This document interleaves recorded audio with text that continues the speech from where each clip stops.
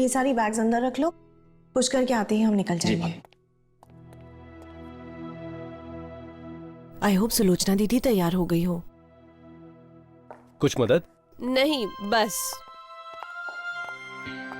तो परोमिता जी, फाइनली आपकी पैकिंग हो ही गई। क्या करूं दीदी, मैं इतनी कंफ्यूज हो जाती हूँ पैकिंग कर, समझ में नहीं आता मैं क्या रखूं और क्या नहीं। भाभी ये सही कह रही है, वो तो क्या है ना कि मैंने इसकी मदद कर दी, वरना कल सुबह तक इसकी पैकिंग नहीं होती। बस बस, इतना क्रेडिट लेने की जरूरत नहीं है। ये मत भूलो, इस बार घूमने जाने का प्लान मैंने बनाया। क्यों दीदी? हाँ, ये बात तो सच है। प्रीति, जरा सुनना, अम्मा जी आपको बुला रही हैं। अच्छा।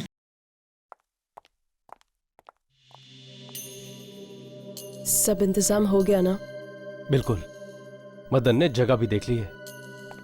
क्यों मदन, काम को अंजाम देने के लिए जगह ठीक है ना? जी हाँ, चारों तरफ जंगल ही जंगल है, इंसान का तो वहां नामो निशान भी नहीं है, और वो डाक बंगला बरसों से सूना पड़ा हुआ है। हमें बिल्कुल ऐसी जगह चाहिए थी। ये अंग्रेजों के जमाने का डाक बंगला है, वहां लोग आसपास भटकते तक नहीं हैं, और अफवाहें हैं कि वहां आत्माएं वास करती हैं।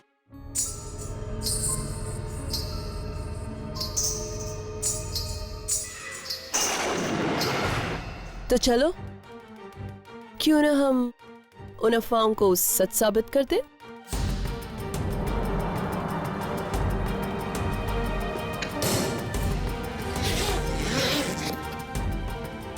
वाह परोमिता वाह, सफेद ड्रेस और घुंघरू, तुमने तो आत्मा बनने का पूरा इंतजाम कर लिया।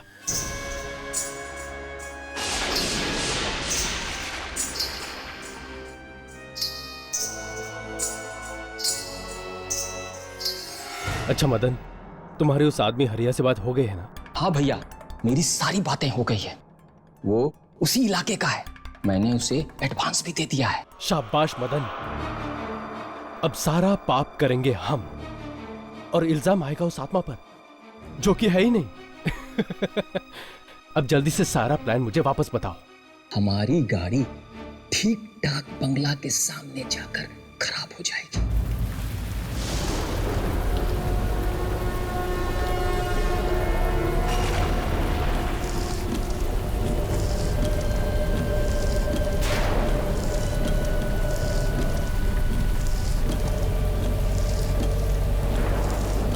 कितनी जोर की बारिश हो रही है। अरे अरे क्या क्या अरे मदन, ये क्या कर रहे हो? मदन, क्या हुआ मदन? पता नहीं, देखता हूँ पुष्कर भैया। अरे क्या हो गया? एक मिनट भाभी, एक मिनट, मैं जरा देख।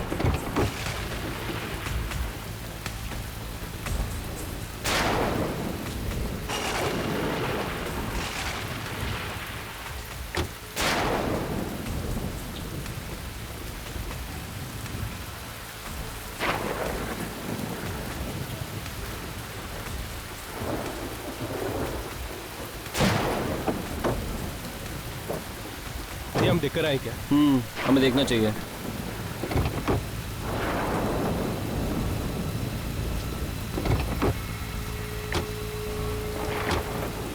क्या हो मदन? लगता है भैया गाड़ी में कुछ खराबी हो गई है। ये अब इतनी सुनसान रोड पे इस वक्त मैकेनिक भी कहाँ मिलेगा? नहीं भैया, यहाँ पे एक डाक बंगला है, अच्छा होगा कि हम लोग चल के बात करते हैं, कहीं रहने का व्यवस्था हो जाए।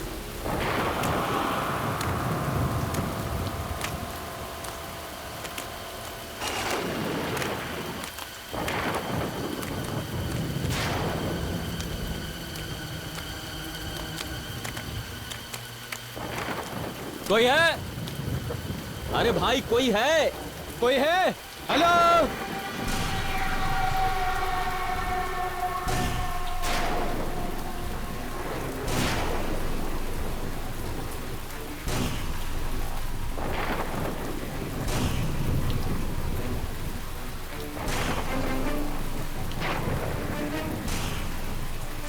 वो हमारी गाड़ी खराब हो गई है और आसपास कोई होटल भी नहीं है रहने के लिए। क्या हम आज की रात इस डाक बंगले में काट सकते हैं?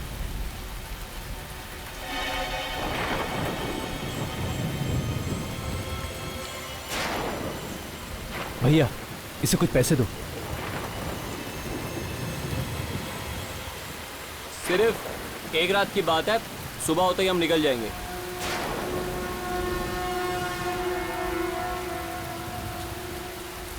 ठीक है, पर क्या? आप लोगों की सुरक्षा की जिम्मेदारी मैं नहीं ले सकता। सुरक्षा? क्या यहाँ आसपास कोई डाकू वाकू है? नहीं, ये डाक खाना काफी समय से बंद पड़ा हुआ है, और जो जगह काफी समय से बंद हो उस जगह पर अनजान शक्तियों का वास हो जाता है। ठीक है भाई, बस आप हम लोगों को सर छुपाने की जगह दे दीजिए। अपनी सुरक्षा का बीड़ा हम लोग खुद उठा लेंगे। ठीक है भाई साहब, वो कुछ चाय नाश्ते का इंतजाम हो सकता है यहाँ? यहाँ कुछ नहीं मिल सकता, पर हाँ, इस जंगल के पीछे एक बाजार है। आप लोगों की किस्मत अच्छी हुई तो वहां कोई दुकान खुली हुई मिल जाएगी। ठीक है भैया, मैं कुछ ना कुछ बाजार से लेकर आता हूँ। रुको, मैं भी चलता हूँ तुम्हारे साथ। इसकी कोई जरूरत नहीं है भैया। अच्छा सुनो, कुछ पैसे तो लेते जाओ। एक मिनट भैया, मैं देता हूँ। अच्छा सुनो, और वो सामान भी लेके आना। जी भाई। ओके। चलो राघव, हम गाड़ी से सामान ले आते हैं। हाँ।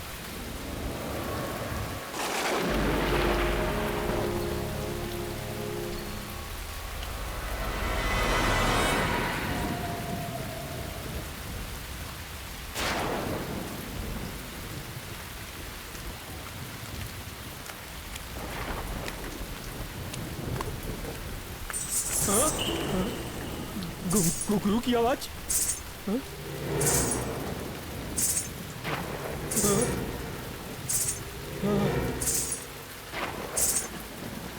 ये घुंघरू की आवाज इस जंगल में? हाँ? नहीं नहीं,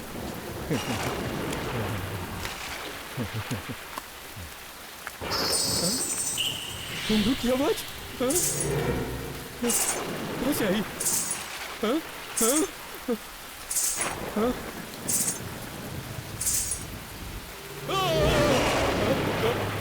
कौन है तुम?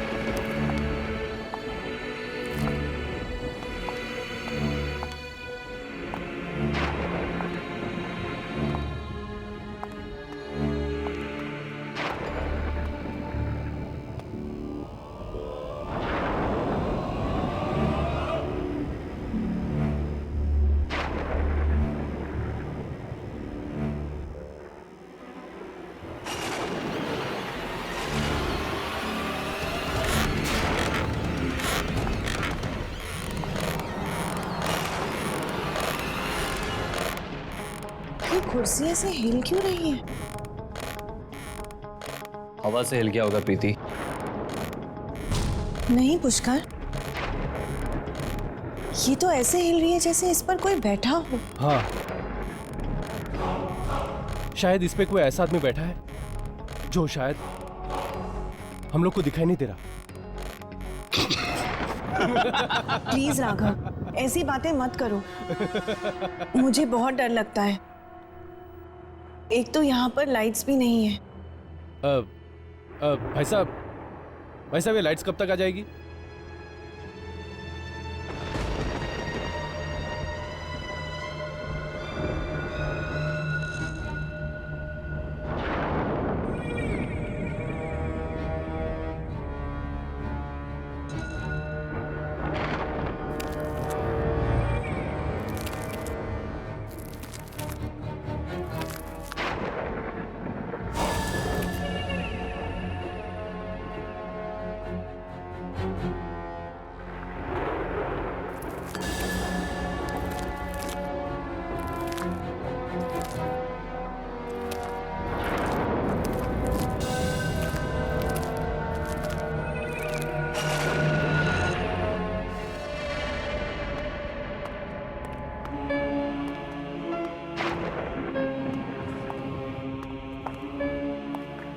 यार ये बंगला कम से कम 100 साल पुराना तो होगा ना?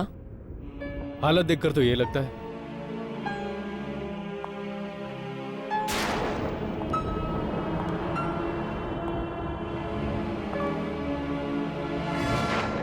यहाँ पर तो सारे कमरे खुले हैं, सिर्फ ये एक कमरा बंद क्यों है? क्योंकि इस कमरे में मेरी मालकिन का सामान पड़ा हुआ है। आखिर ऐसा है क्या इस कमरे में? यह जानने की ना तो तुम्हें जरूरत है और ना ही कभी जानने की कोशिश करना।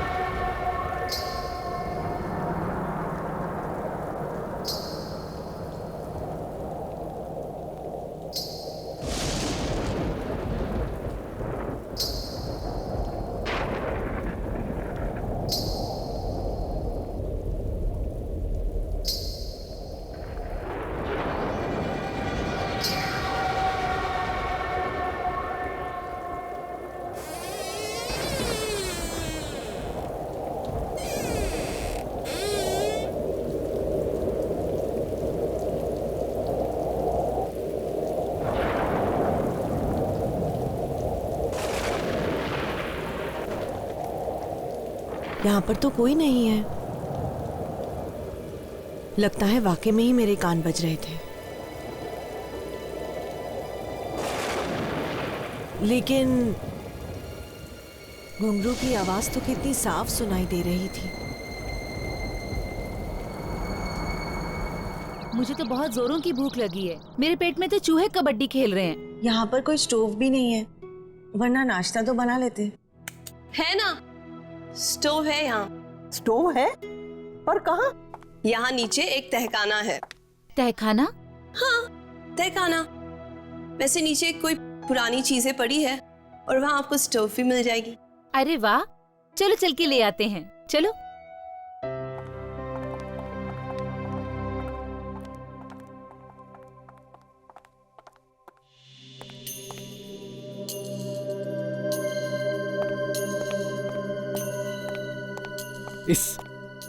इस मदन की तो मैं खटिया खड़ी कर दूंगा। उसकी वजह से हमारा पूरा प्लान डिले हो गया और तुम्हारा वो घुंघरू पहनकर चलना भी बेकार गया। मेरा घुंघरू पहनकर चलना? हाँ, कल रात को तुम्हारा वो घुंघरू पहनकर चलना सुनकर तो मेरे पसीने छूट गए थे। ऐसा लगा था कि सचमुच की आत्मा तो नहीं आ गई। राघव, कल रात मैंने कोई घुंघरू नहीं पहने थे। क्या? ये तुम क्या कह रही हो? इनफैक्ट मैं इतनी थक गई थी, कल लेटते ही सो गई। तुम सच कह रही हो? हाँ। अगर तुम सो गई थी तो कल यहां घुंघरू पहनकर कौन घूम रहा था? राघव, सच में यहाँ कोई आत्मा तो नहीं है ना? नहीं, वो शायद मेरा वहम होगा। खैर मैं एक काम करता हूं, मदन को ढूंढ के आता हूं, ठीक है? जल्दी आना। हाँ।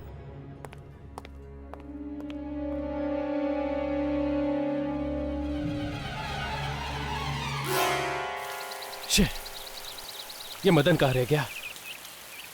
उसकी वजह से सारा प्लान।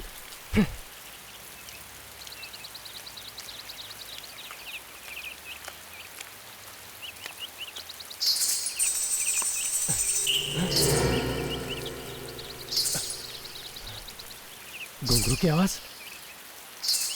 पर अमिता यहां कैसे? मेरा वहम होगा।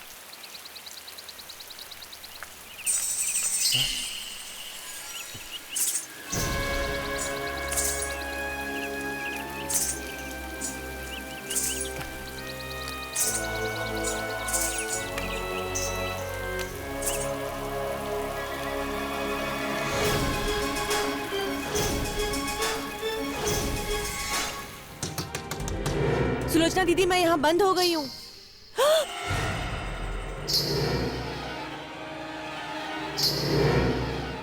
ये तो वही घुंघरू की आवाजें हैं।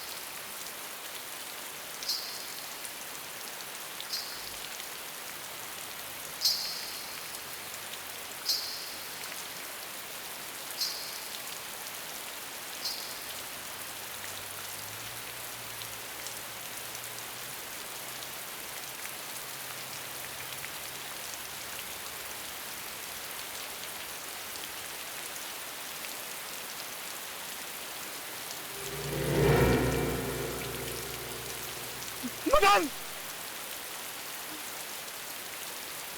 मदन!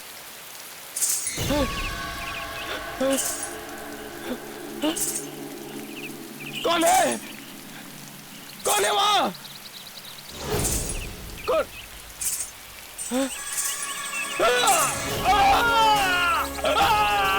छोड़ दे मुझे! छोड़ो! कौन हो तुम? छोड़ो मुझे!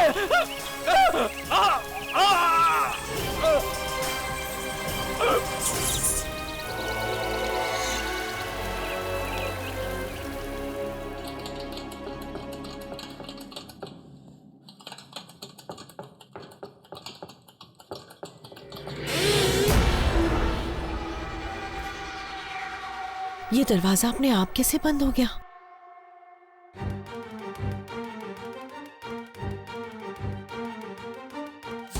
कौन है? कौन है यहाँ पर? सुलोचना दीदी, सुलोचना दीदी, मैं यहाँ बंद हो गई हूँ।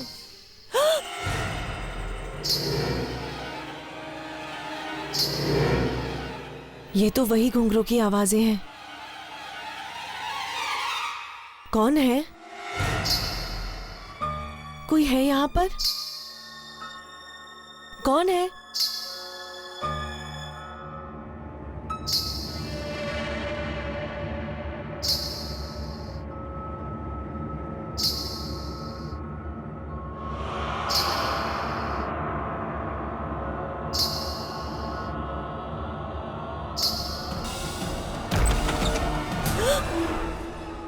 क्या हुआ? वो स्टोव जल नहीं रहा है क्या? कोई बात नहीं, चलो हम कुछ और इंतजाम करते हैं। चलो।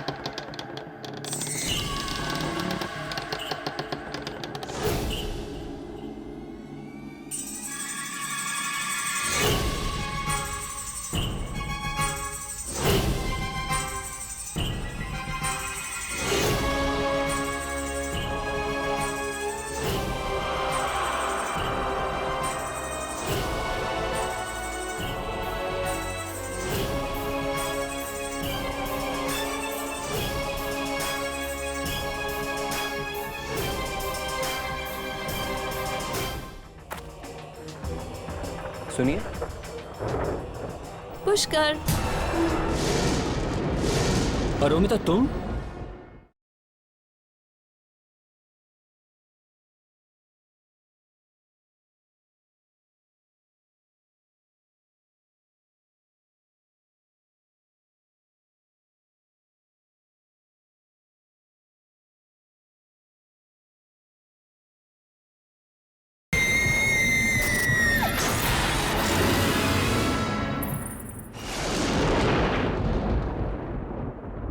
मुझे तो बहुत फिक्र हो रही है। मदन तो पहले से ही गायब था और अब ये राघव अभी तक लौट कर नहीं आया। उसका फोन भी अनरीचेबल आ रहा है। यहाँ पे नेटवर्क का बहुत प्रॉब्लम है। नहीं, शायद मैकेनिक की तलाश में इधर उधर भटक रहा होगा। मैं उसे देख कर आता हूँ। पुष्कर, तुम मत जाओ। ये ठीक कह रही है। इस जंगली इलाके में रात मौत बन के आती है। सुबह ढूंढ लेना। क्या हमें अब इस बंगले में एक रात और रुकना पड़ेगा? नहीं, आप लोग आराम कीजिए, मैं आसपास पता करके आता हूँ। पुष्कर, रहने दो ना पुष्कर, बहुत रात हो चुकी है, कल सुबह देख लेंगे। मुझे जाने दो प्रीति, वैसे भी चिंता में मुझे पूरी रात नींद नहीं आएगी। पुष्कर प्लीज। मैं प्लीज थोड़ी देर में आता हूँ, प्लीज।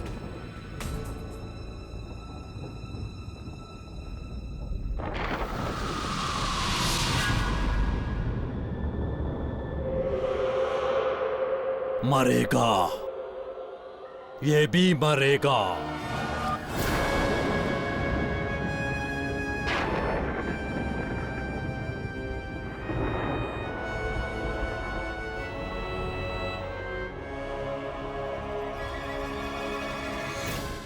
सुनिए,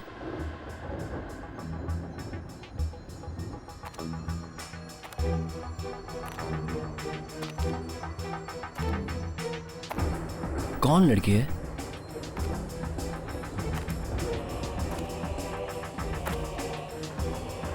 सुनिए। पुष्कर, अरोमिता तुम? हाँ?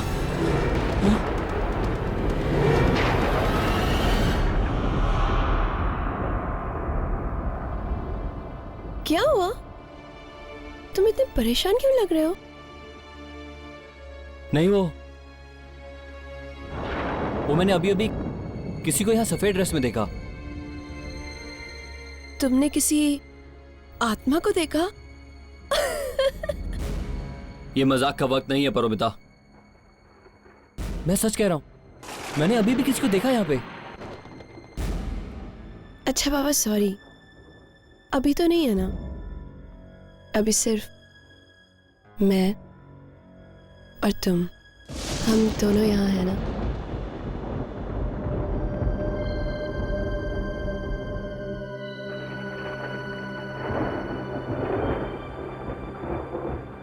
आई love you Paromita. I love you too. मैं तुमसे बहुत प्यार करता हूं। और बता, लेकिन तुम इस वक्त यहाँ क्या कर रही हो? मैंने तुम्हें डाक बंगले से निकलते हुए देखा तो मैंने सोचा मैं भी। और अमिता, कुछ ही दिनों की तो बात है। अगर किसी को अभी शक हो गया तो सब खराब हो जाएगा। तुम जाओ, मैं हरिया से मिलकर आता हूं।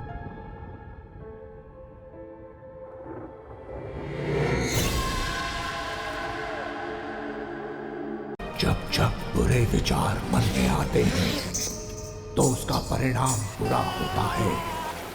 पुष्कर ने अपनी पत्नी का खून करने की सोची तो एक आत्मा ने उसे बचा लिया।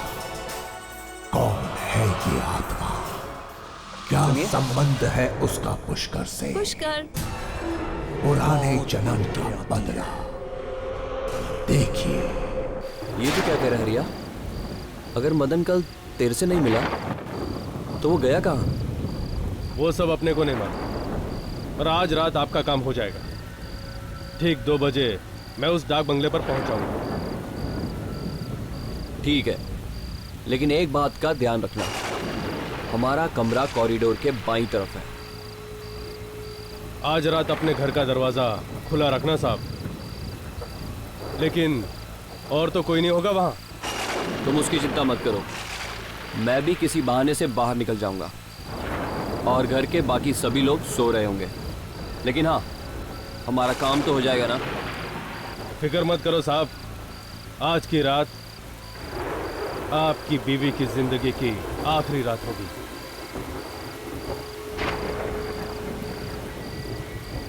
तुम ये रखो।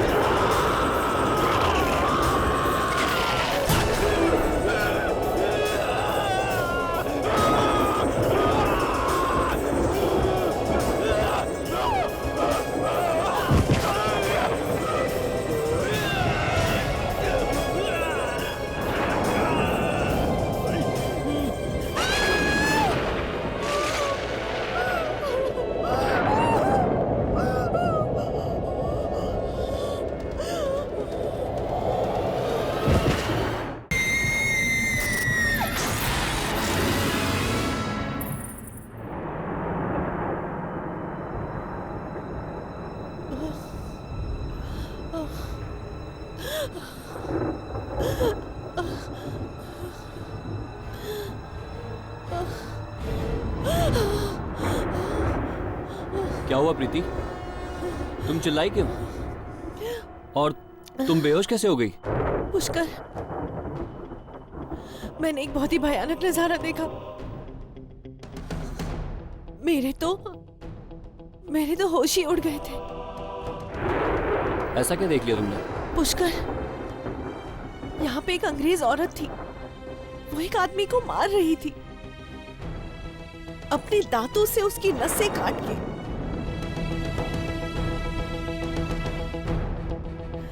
उसके सर पर हैवानियत छाई हुई थी।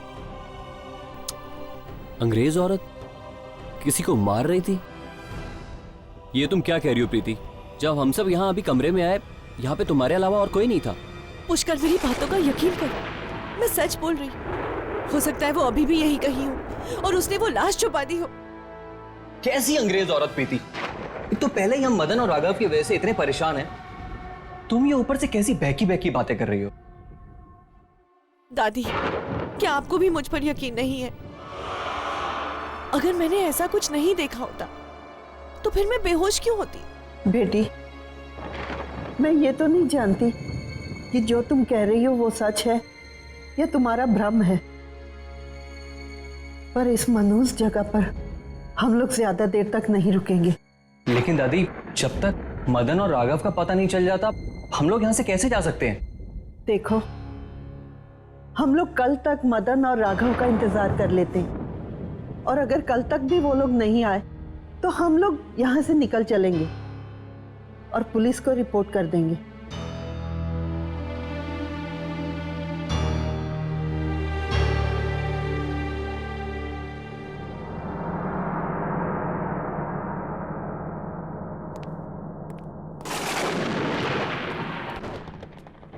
प्रीति, अब तुम सो जाओ। हो सकता है कि थकान की वजह से तुम्हारे दिमाग में ऐसी वैसी बातें आ रही हों। तुम सो जाओ। किसी को मेरी बात पर यकीन नहीं, पर जो मैंने देखा है वो मेरा वहम नहीं है। कुछ न कुछ गड़बड़ तो जरूर है। राघव और मदन का यहाँ आते ही इस तरह गायब हो जाना, रात को वो घुंघरू की आवाजें, और जो मैंने आज देखा, आखिर कौन थी वो? यहाँ पर तो सारे कमरे खुले हैं, सिर्फ ये कमरा बंद क्यों है? क्योंकि इस कमरे में मेरी मालकिन का सामान पड़ा हुआ है। आखिर ऐसा है क्या इस कमरे में? ये जानने की ना तो तुम्हें जरूरत है और ना ही कभी जानने की कोशिश करना।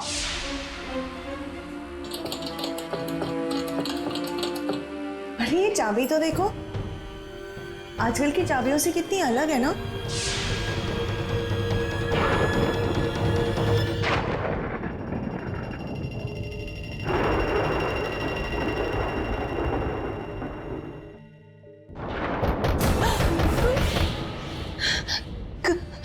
कौन है?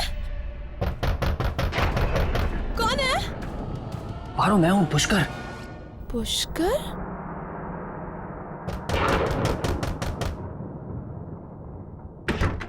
पुष्कर, तुम? इस वक्त तुम्हें किसी ने देखा तो नहीं? तुम बिल्कुल चिंता मत करो, सब सो रहे थे। अच्छा, ये हरिया कहाँ रह गया? पता नहीं कहाँ मर गया। मैंने खुद उसको पैसे देकर 2 बजे आने को कहा था, लेकिन अब तो 4 बजने वाले हैं। चीख सुनकर तो ऐसा लगा जैसा हमारा काम ही हो गया। मगर वो नागिन अब तक जिंदा है। लेकिन अब ज्यादा देर नहीं। आज की रात उसकी आखिरी रात होगी। वो कैसे? तुम बस मेरा प्लान ध्यान से सुनो। तुम वो सफेद ड्रेस और घुंघरू पहनकर उसका दरवाजा खटखटाओगी। वो दरवाजा खोलेगी, तुम कॉरिडोर वाले रास्ते से होकर बालकनी में जाना। आत्मा समझकर वो तुम्हारा पीछा करेगी, बस। और फिर तुम उसको उस वक्त बालकनी से धक्का दे देना। और फिर सब सुबह सोचेंगे कि उस आत्मा ने उसको मार डाला।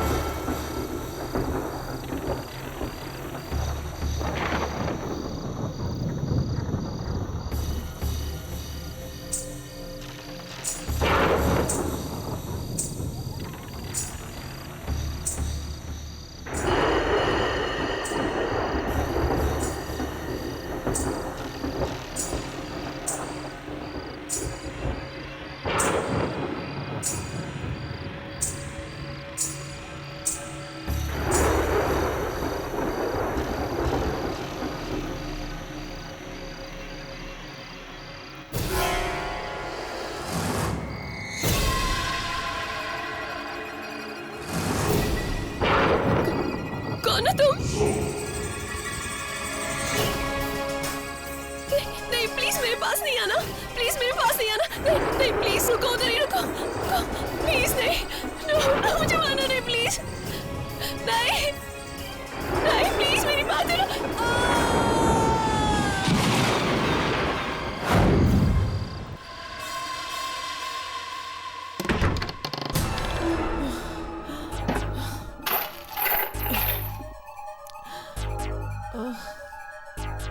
कहाँ गई वो चाबी?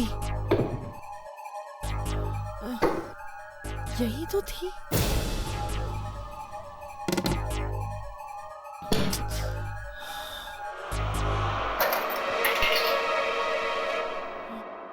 लगता है ये वही बंद दरवाजे की चाबी है।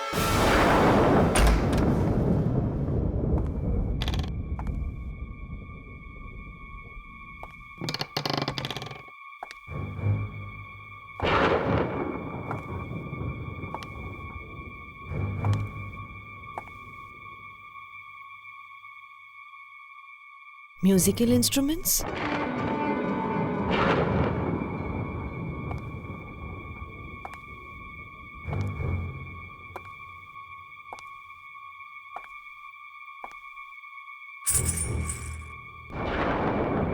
घुंघरू,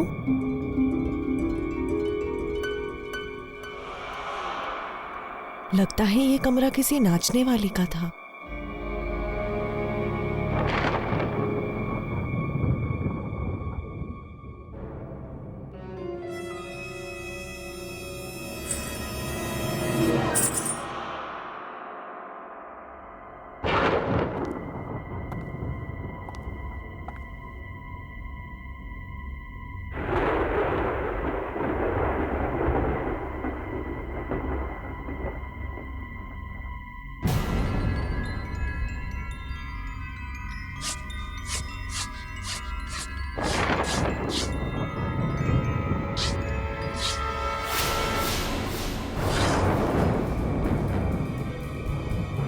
पुष्कर, वो अंग्रेज औरत के साथ 1945? 65 साल पुरानी तस्वीर। तुम्हारी हिम्मत कैसे हुई इस कमरे में आने की?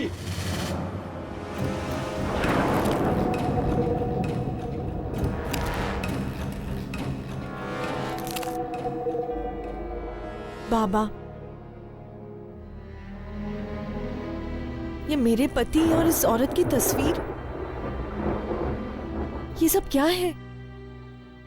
पुष्कर तुम्हारे इस जन्म का पति है और ये फोटो उसके पिछले जन्म का है, जब वो मेरी मालकिन मर्लिन का पति था। पिछले जन्म का फोटो? हाँ, बात सन 1945 की है, जब पहली बार मर्लिन मेम साहब अपने पिता के साथ इस डाक बंगले में आई थी।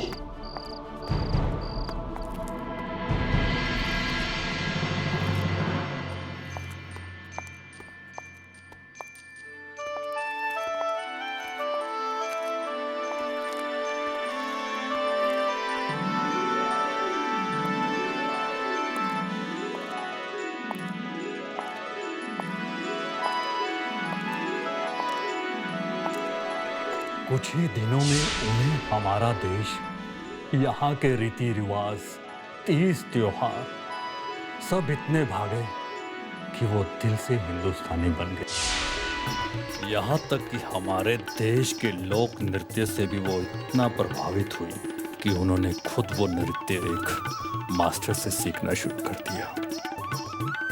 और वो मास्टर कोई और नहीं बल्कि तुम्हारे इस जन्म का पति पुष्कर था।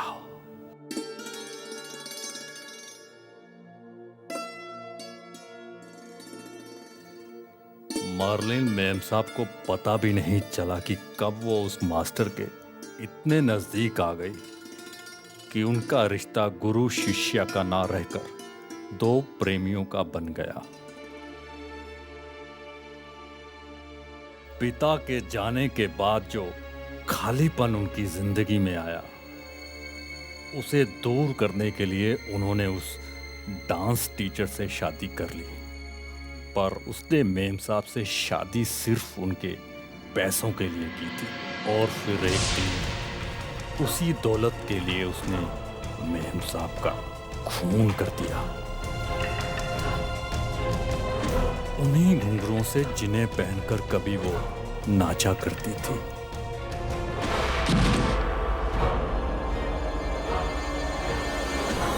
तब से लेकर आज तक मर्लिन मेम साहब की आत्मा इस डाक बंगले में भटक रही थी। चाहे पिछले जन्म में पुष्कर ने तुम्हारे साथ जो भी किया, इस जन्म में वो मेरे सुहाग हैं और मैं उनका बाल भी बाका नहीं होने दूंगी।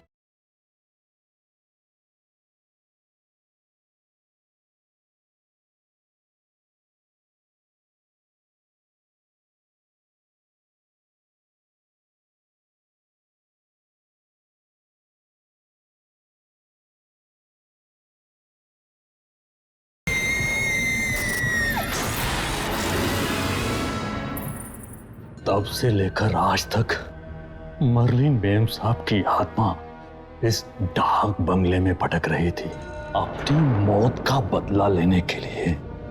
और उसने बदला लिया भी। जिस घुंघरुओं से उसने उनकी जान ली थी, एक दिन वही घुंघरू उसकी मौत का कारण भी बने।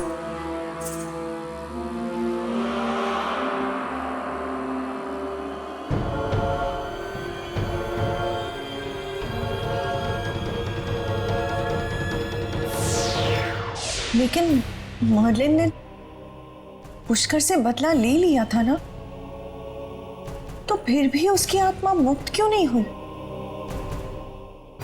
अब तक क्यों भटक रही है? आत्मा इतनी आसानी से मुक्त नहीं होती, खासकर ऐसी आत्मा जिसे धोखे और बेवफाई की चिंगारियां पल पल जलाती हों। तो क्या वो पुष्कर से एक बार फिर बदला लेना चाहती है? पता नहीं।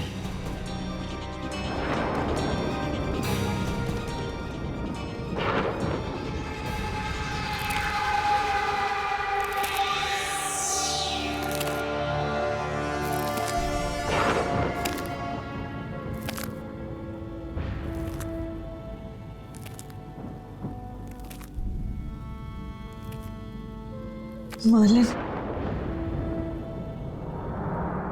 चाहे पिछले जन्म में पुष्कर ने तुम्हारे साथ जो भी किया,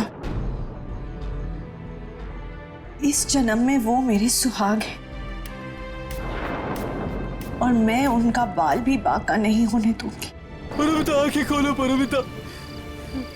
ये सब क्या हो गया परमिता? परमिता, तुम मुझे छोड़ के नहीं जा सकती परमिता।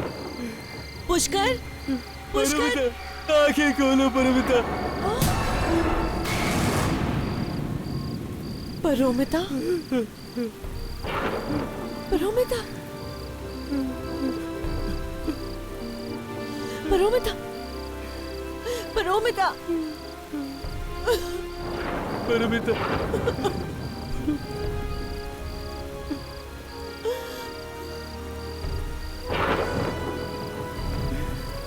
पुष्कर, मैंने तुम्हें जो वो अंग्रेज औरत के बारे में बताया था ना, वो तुम्हारे पिछले जन्म की बीवी है। उसी ने हमारी परोमिता को मार डाला। पुष्कर, हमें यहाँ से चले जाना चाहिए, इससे पहले कि वो तुम्हें भी मार दे। चलो यहाँ से भाग जाते। बकवास मत करो। परोमिता को किसी आत्मा ने नहीं बल्कि तुमने मारा है, तुमने।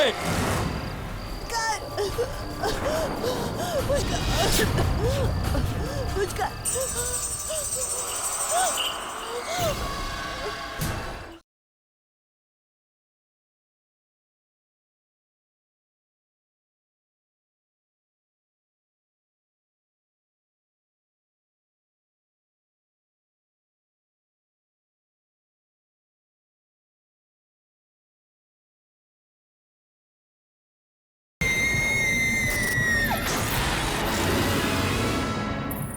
परोमिता को किसी आत्मा ने नहीं बल्कि तुमने मारा है, तुमने।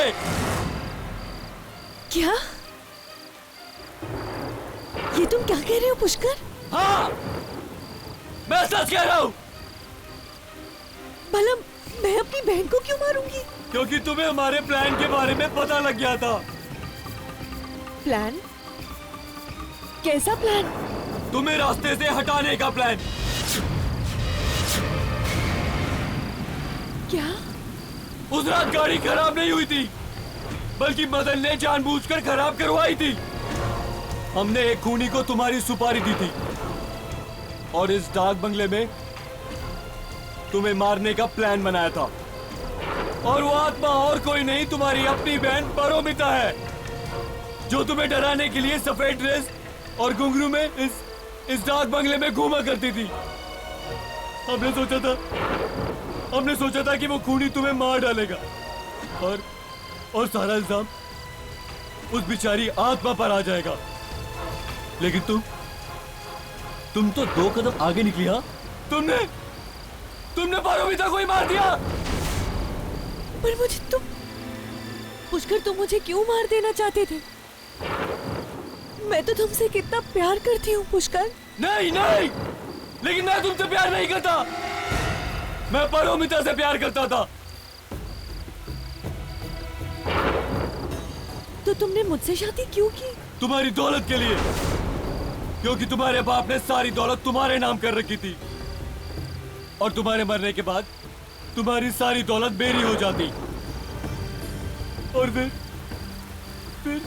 फिर मैं खुशी खुशी अपनी परोमिता के साथ शादी कर लेता। चंद रुपयों के लिए तुम मुझे मार देना चाहते थे। मरना तो तुम्हें अब भी होगा।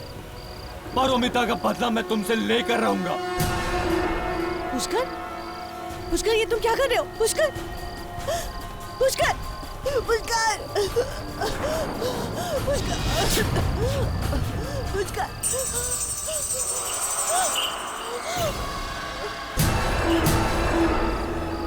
कौन हो तुम?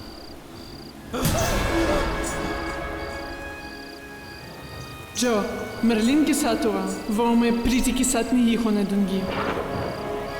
तुझे मरना होगा, एक बार फिर तुझे मरना होगा।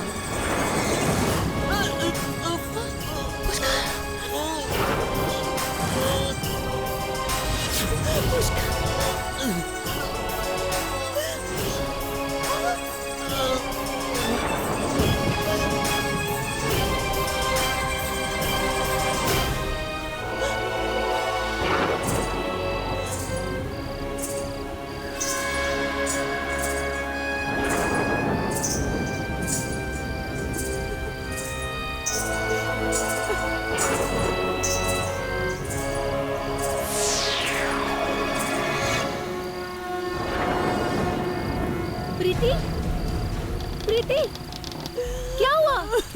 प्रीति, पुष्कर, क्या हो गया पुष्कर? क्या हुआ प्रीति? मम्मा! प्रीति,